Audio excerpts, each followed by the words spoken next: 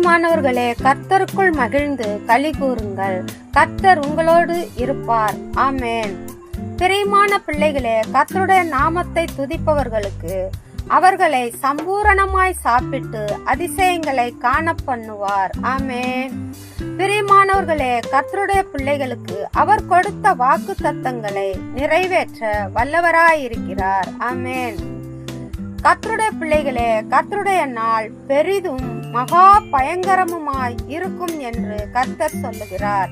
ஆதலால் கர்த்தருடைய பிள்ளைகளே, இப்பொழுதே உபவாசத்தோடும் அழுகையோடும் புலம்பலோடும் உங்கள் முழு இருதயத்தோடும் என்னிடத்தில் திரும்புங்கள் என்று கர்த்தர் சொல்லுகிறார்.